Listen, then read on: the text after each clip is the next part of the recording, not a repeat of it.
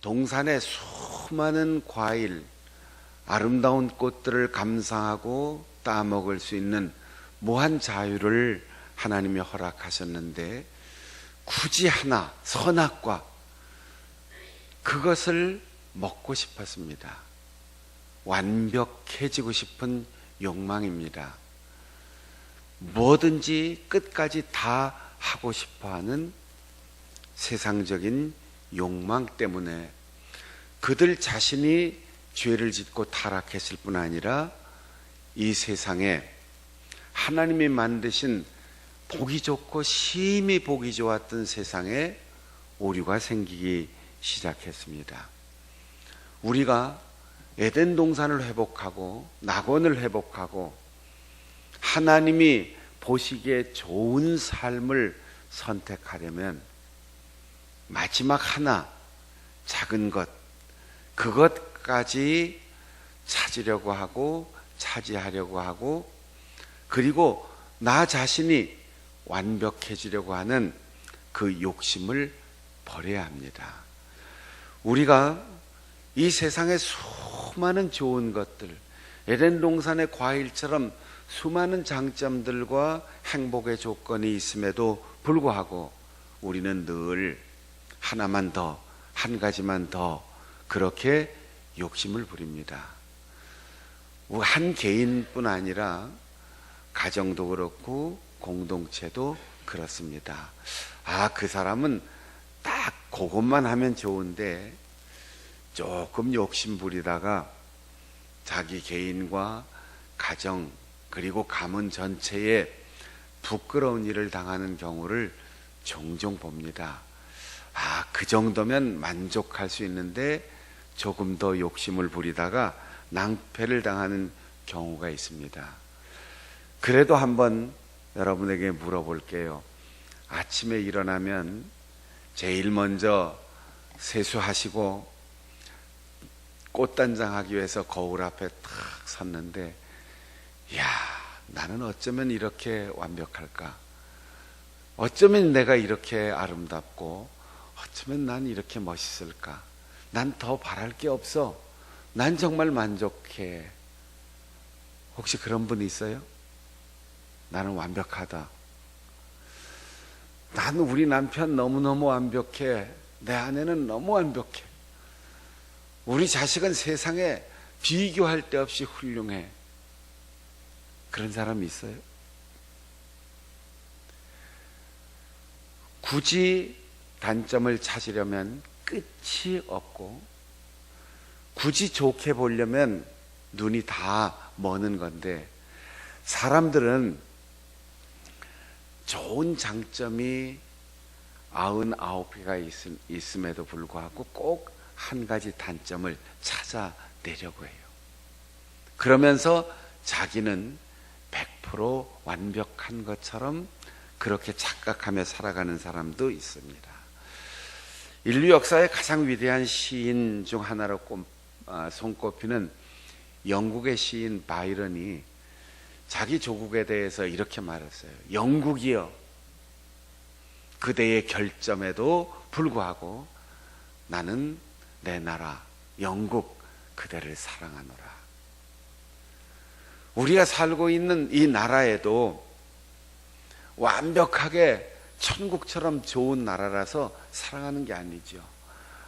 외국을 다녀보면 우리나라가 너무 조그마해. 우리나라 사람들이 좀 성격이 너무 미지근한 것 같아. 산수도 별로 스케일이 크지 않아. 이렇게 보일 수도 있어요. 어쩌면 우리나라 사람들은 그럴까? 이렇게 못마땅할 수도 있어요. 우리나라가 완벽한 복지제도가 다 이루어지고 정치가 흔들림 없이 대통령이 누군지도 모를 정도로 완벽하게 평화로운 민주국가가 이루어져서 내 나라 내 민족을 사랑하는 게 아니에요. 그래도 나를 존재하게 한 이 나라, 그리고 조상 대대로 이렇게까지 아름다운 나라를 이루기 위하여 헌신했던 우리의 선조들, 그들을 바라보면서 우리는 다소 불만족하고 조금 결점이 있어도 대한민국 사랑하고 우리가 살고 있는 이 땅을 사랑하고 우리와 비슷하게 생긴 우리 민족을 사랑하게 되는 거죠. 사람에겐 누구나 결점이 있어요. 그래서 사랑해 주어야 됩니다. 여러분, 우리의 자녀들이 완벽하기 때문에 사랑해 주는 게 아니에요. 결점이 있으니까 부모가 필요하지요. 약하니까 남편이 필요하고 아내가 필요하지요. 늙고 힘이 없어지니까 자녀의 사랑이 필요한 것이죠. 이 세상에 다른 사람의 도움과 관심이 필요 없이 혼자 설 수 있는 독불 장군은 아무도 없어요. 내 곁에 있는 사람이 저 사람 참 이게 부족해. 왜 저 사람은 항상 그럴까? 그 사람이 눈에 띄일 때 그래서 내가 있는 거죠. 내가 도와주고 내가 사랑해 주어야만 살아갈 수 있다. 또 나도 결점이 있어요. 그러면 슬그머니 불만이 있을 수 있죠. 나는 아닌데. 결점이 없이 나는 완벽하다. 그런 분이 있으면 한번 손 들어보세요. 결점이 있기 때문에 나도 사랑을 받아야 돼요. 사랑을 받을 필요가 없는 사람, 이 세상에 한 사람도 없습니다. 사랑해 주지 말아도 되는 사람 한 사람도 없습니다. 다 결점이 있고 모자라는 점이 있고 약점이 있기 때문에 우리 세상에 사는 모든 사람들은 다 사랑이 필요합니다. 사랑이 필요치 않은 사람은 아무도 없어요. 바울 사도는 로마 교회에 편지하면서 이 세상의 모든 사람이 죄를 범하였으니 하나님의 영광에 못 미쳤다. 이 세상의 모든 사람들이 다 하나님의 영광스러운 모습으로 창조되었는데 인간이 죄 때문에 하나님의 그 영광의 상태를 상실했다는 거예요. 모든 사람, 여기에 나 빼고 우리 한국 사람들은 왜 이 모양이야? 조선 것들은 다 이래. 엽전들은 원래 그래. 그럼 자기는 한국 사람 아니냔 말이야. 우리 교회는 왜 이 모양이야? 교회가 누구예요? 내가 교회인데. 한국 교회는 다 틀렸어. 망해. 한국 교회가 누구지요? 내가 한국 교회예요. 목사도 부족하고 장로님도 결점이 있고 대를 이어 신앙생활한 권사님도 약점이 있고 믿음의 가정에서 태어나면서 모태신앙인 성도에게도 허물은 있습니다. 모든 사람들이 다 죄를 범하였다고 했어요. 나는 죄 지은 적이 없는데, 나는 평생 남에게 해 끼친 적이 없는데, 여기 바울 사도가 말한 죄라는 개념은 살인, 강도, 도둑질, 폭력, 폭언 이런 행위로 드러난 죄를 얘기하는 게 아닙니다. 하나님이 만들어주신 목적과 그 표준에 이르렀느냐, 그걸 얘기하는 거예요. 여러분, 우리가 아내에게도 남편에게도 부모에게도 자녀에게도 다 기대치가 있죠. 여자라면 이랬으면 좋겠어. 남자라면 좀 이렇게 살았으면 좋겠어. 우리 아들, 딸 좀 이렇게 살았으면 좋겠어. 난 부모님이 이 정도는 됐으면 좋겠어. 교회 목사라면, 장로라면, 권사라면, 집사라면 이 정도는 됐으면 좋겠어. 이런 기대치가 다 있잖아요. 그런데 그 기대치에 완벽한 사람이 이 세상에 아무도 없다는 거예요. 대통령을 뽑아놨는데 기대치에 못 미쳐요. 구청장을 뽑아놨는데 기대치에 못 미쳐요. 국회의원을 뽑아놨는데 우리 국민의 기대에 완벽하게 부응할 수 있는 사람 잘 뽑았어. 이런 사람 세상에 한 사람도 없어요.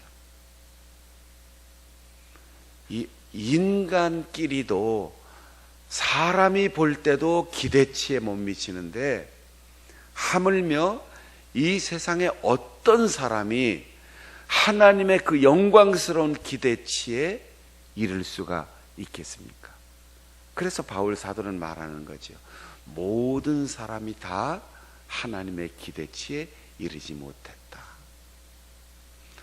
간혹 우리에게 도움을 요청하고 그 도움의 요청을 받아서 도와주는데 도와주고 욕먹는 경우 있죠. 왜 그렇습니까? 나는 내가 할 수 있는 능력만큼 힘껏 했는데 상대방은 기대치가 더 커요. 그러면 그 기대치에 못 미치면 죽어도 욕먹는 일이 생기는 거죠. 저도 그런 경우를 종종 겪습니다. 내가 할 수 있는 최선을 다해서 도와주고 지갑을 털어서 선배님, 형님, 이번에 우리 아이들이 대학을 가는데 좀 도와주세요. 큰 교회 목사님 좀 도와주세요. 그래서 힘껏 도와줬는데 연락도 없어요. 아무 얘기도 없어요. 소식도 없어요. 그런 경우 내가 혼자 속으로 괘씸해. 그럴 수가 있어. 받았으면 받았다고 얘기를 해야지. 제가 연락 안 합니다. 더 노력해야 되는구나. 기대치에 못 미쳤구나. 장충단교회 목사가 한 1억 원 도와줄 줄 알았는데 기껏 5천만 원밖에 안 도와줘. 장충단교회 목사님한테 등록금 한 500만 원 도와달라고 그렇게 기대했는데 200만 원밖에 안 줘? 째째하게 말이야. 이러니까 죽어도 욕먹는 일이 생기는 거죠. 기대치가 100만 원이었는데 200만 원을 주면 기분이 좋아지는 거죠. 그러니까 여러분은 우리가 누구를 도와주거나 어디에 기부하거나 기여할 때 내가 생각한 만큼이 아니고 내가 생각한 것보다 더 넉넉하게 상대방의 기대치를 항상 기억해야 돼요. 노숙자들이 도움을 받으러 옵니다. 마주쳐서 알겠습니다 하고 지갑을 꺼내서 10,000원짜리를 하나를 주어도 어이구 이렇게 큰 게 목사가 10,000원밖에 안 돼. 째째하게 말이에요. 그러면서 막 욕을 하고 가는 사람도 있어요. 기대치에 못 미치기 때문에 그래요.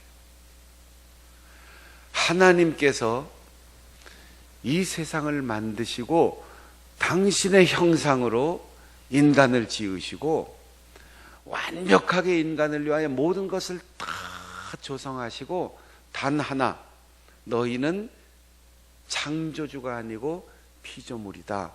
그리고는 과일 하나만 먹지 말라고 했어요. 그런데 하나님께서 그거 하나만 지키라고 했는데 그거 하나의 기대치도 인간은 하나님을 기쁘시게 못한 거지요.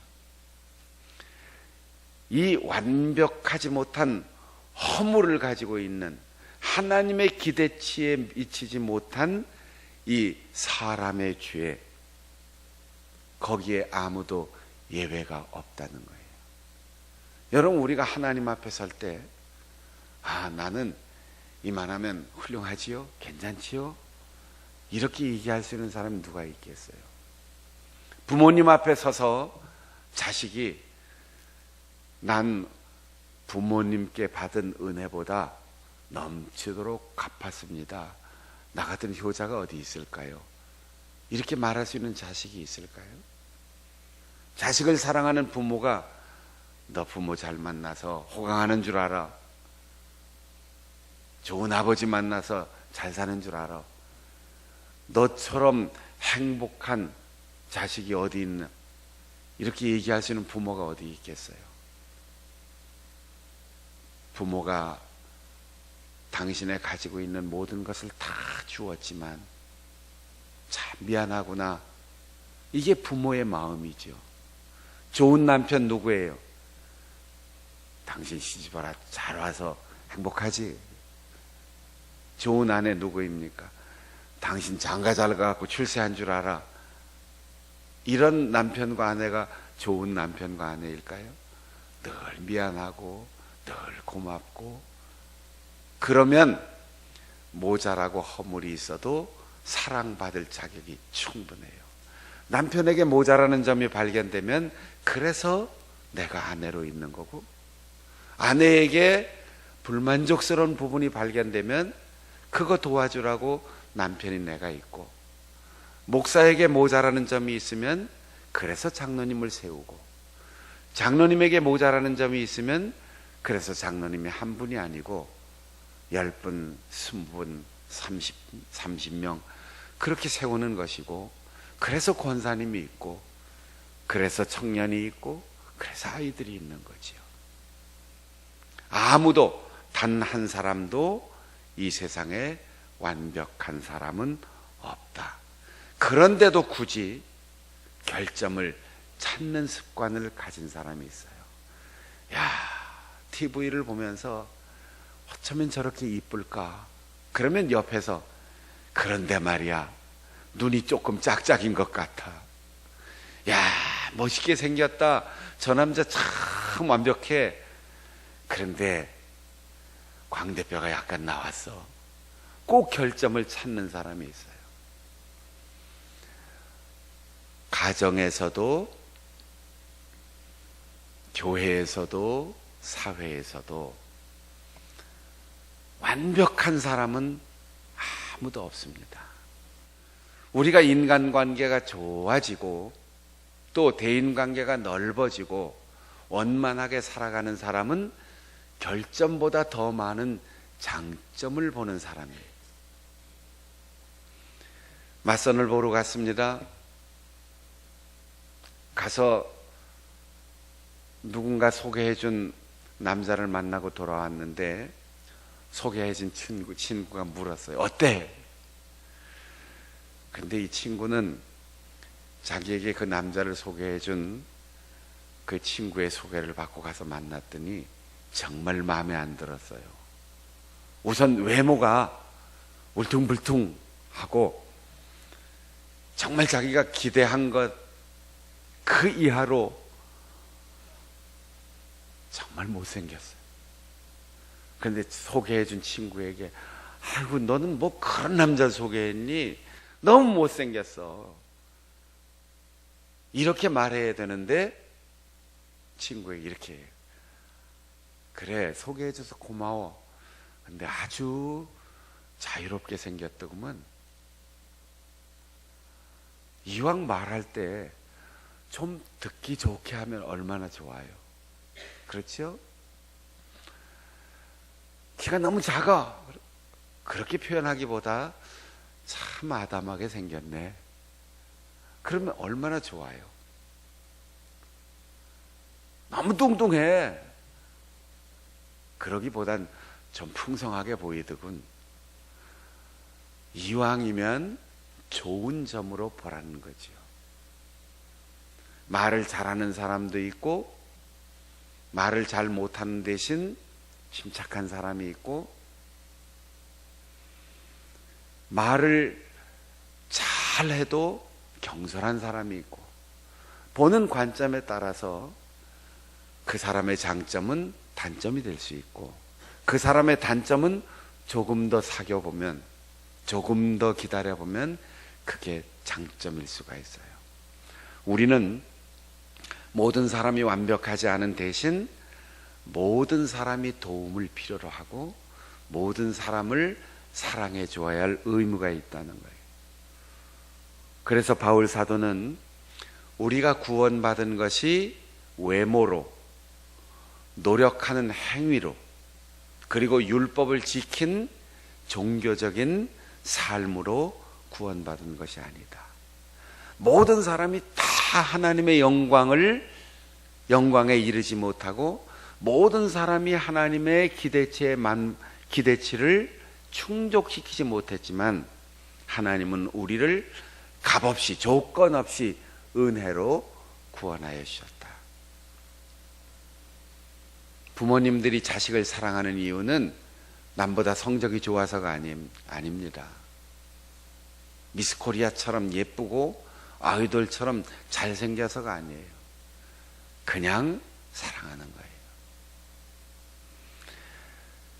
그 사랑의 조건으로 인간의 모자라는 부분, 죄의 경향성, 유전된 죄, 그리고 우리가 생각이 못 미치고 어리석고 둔해서 저지른 죄, 그리고 알지 못하고 깨닫지 못하고 지나간 수많은 허물들, 그 대가를 하나님은 그 아들을 화목 제물로 보내셔서 우리에게 당신의 아들의 핏값을 받으시고 그분을 제물로 받으시고 우리에게는 아무것도 요구하지 않고 그냥 하나님의 자녀가 되게 하셨다는 거예요. 여러분, 화목에는 제물이 필요합니다. 가정이 화목하려면 누군가 한 사람이 희생하며 사는 거예요. 서로 좋은 관계를 가지려면 누군가가 양보하고 누군가가 먼저 이해하고 누군가 먼저 용서하고 누군가 먼저 사랑을 베푸는 사람, 누군가 먼저 결점을 지적하지 않고 칭찬해 주는 사람, 그런 사람이 있을 때 그 가정, 그 공동체, 그 교회가 화목해지는 겁니다. 화목한 건 저절로 이루어지지 않아요. 자기를 주장하고 자기의 의의를 내세우고 남의 결점을 지적하고 비판하는 데서 화목한 관계가 오지 않습니다. 아무리 잘못하는 게 있고 허물이 있어도 그건 보는 사람의 몫입니다. 묻어주고 감싸주고 용서해주고 이해해주고 도와주고, 베개 하나 잘하면 그 잘하는 것을 칭찬해 줄 때 좋은 관계가 유지되는 거죠. 나는 비판받는 게 힘이야. 나 지적해줘. 손가락질해줘. 나 욕해줘. 난 그게 내 삶의 힘이야. 그런 분 있으면 한번 손 들어보세요. 난 날 비판하는 사람 참 좋아. 기분 좋아. 많이 얘기해줘. 자기의 부족하고 모자라는 건 내가 다 알아요. 그런데 우리가 힘이 나고 우리가 용기가 나고 그 사람이 사랑스럽고 손잡고 함께 일하고 싶은 사람, 그런 부부관계, 그런 가족관계, 그런 교회는 칭찬해주는 사람이 있을 때 좋은 관계를 갖는 거죠. 그래, 아들 괜찮아. 지금까지 잘해왔으니까 아빠가 믿으니까 걱정하지 말고 한번 용기를 내봐. 우리 딸 잘하고 있는데 뭐. 그래, 한번 실수 누구에게나 있는 거지. 엄마도 실수했어 옛날에. 그래도 노력하면 돼. 괜찮아. 그렇게 인정해주고 칭찬해주고 격려해줄 때 부부관계도 좋아지고 부모와 자녀 간의 관계도 좋아지고 형제의 관계도 좋아지고, 그런 사람들이 모일 때 교회가 평화로워지는 거죠. 이 세상에 결점 없는 사람 없지만 장점 없는 사람도 없어요. 다 결점과 장점을 동시에 지니고 있지만 사람은 장점이 훨씬 많습니다. 그리고 단점이 훨씬 적습니다. 화목 제물로 우리를 위하여 죽으신 예수 그리스도의 그 피로 우리가 은혜로 값없이 하나님의 절대 기준에 미치지 못하는 우리를 예수님의 피로 채우셔서 하나님은 됐어, 그리고 우리의 죄인 된 그대로 받아주셨어요. 전에 지은 죄를 간과하셨다고 했습니다. 여기 간과라는 말은 그냥 지나쳐 본다 이런 말인데 법적인 용어예요. 처벌을 유예한다는 거예요. 징역을 2년 살아야 되는데 앞으로 1년 동안 똑같은 죄를 짓지 않으면 1년 후에는 2년 동안 징역을 살아야 할 금고형을 유예해 놓고 기다리겠다. 그래서 1년 동안 잘 살면 없던 걸로 하겠다. 처벌 유예, 집행 유예입니다. 여러분, 우리는 죄가 없어서 깨끗해서가 아니고 이 땅을 사는 동안 하나님의 처벌을 받아야 마땅한 죄인인데 끝날까지 유예를 받은 인생이에요. 그래서 우리는 지금 집행유예 중에 있는 겁니다. 그런데 하나님의 처벌을 집행유예 받은 우리 주제에 남의 허물을 찾아내고 남의 약점을 비판하고 사람들을 사랑하고 용서하고 이해하지 못한다면 우리의 처벌은 가중될 거예요. 집행유예 기간 중에 동일한 죄를 범하면 처벌이 가중될 수 있습니다. 다 같이 한번 따라해 볼까요? 나는 죄인입니다. 은혜로 값없이 용서받았습니다. 나는 집행유예 중에 있습니다. 근신하겠습니다. 그래요. 집행유예 중에 있는 것을 기억하고 때로는 가족들 중에 마음에 안 드는 행동을 하는 사람도 있고 교회에서 보면 저 사람 왜 저 모양일까 이런 사람도 있고 직장 생활하고 사회에 나가서 살다 보면 저런 사람들은 이 사회에서 격리시켜야 돼 이런 사람도 발견할 수 있지만 내가 지금 집행유예 중이다. 판단과 결정과 처벌은 하나님의 몫이다. 이걸 기억하고 근신하고 자신을 깊이 돌아보는 가운데 여러분의 가정에서 관계가 좋아지고 화목한 가정을 이루고 우리 교회가 좋은 관계를 가지고 화목한 교회가 되고 그런 교회의 영향력이 이 사회를 평화롭게 하는데 기여할 수 있는 우리 모든 성도들의 삶이 될 수 있기를 바랍니다. 사찰의 본